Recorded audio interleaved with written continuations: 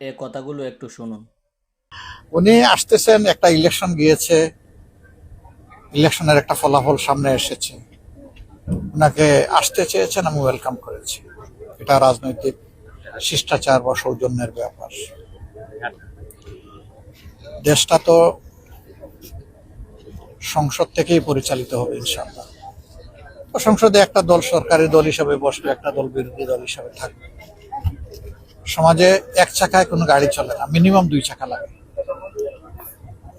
তো সরকারি দল যদি ইতিবাচক ভাবে তারা কার্যক্রম করেন, আমাদের সহযোগিতা তারা পাবেন। কিন্তু জনস্বার্থ যদি বিঘ্নিত হয়, তাহলে তো আমরা জনগণের পক্ষে আমরা অবস্থান নিব, এবং আমাদের অবস্থান হবে একদম ক্লিয়ার কাট।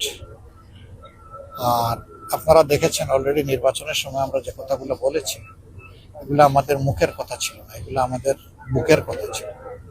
তিন শর্ত আমরা চাইবো যে এটা সবাই মানে।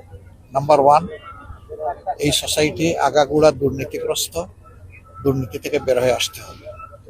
দুই নম্বর হচ্ছে বিচার বিভাগ, বিচার বলতে কিছুই নেই আমাদের দেশে। দেখেন না, এতগুলা ঋণ লাভ কেমনে চান্স পায়? এদের হাতে দেশ কিভাবে নিরাপদ হবে? হবে না। কারণ এরা তো সবসময় নিজের স্বার্থ দেখে।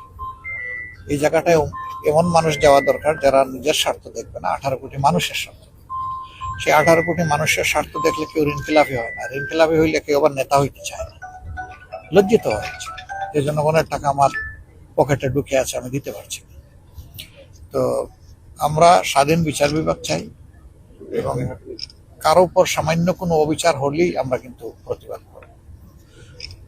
এমনকি সরকারি দলের কারো উপর যদি আমরা দেখি অবিচার হচ্ছে, এটাও প্রতিবাদ করব। অবিচার আমরা মেনে নেব না কোনো অবস্থায়। আর তৃতীয়টা হচ্ছে, সংস্কারের যে প্রস্তাবের উপরে গণভোট হয়েছে, এটা পুরাটাই মানতে হবে। এর কোনো খণ্ডিত অংশ আমরা বাস্তবায়ন দেখতে চাই।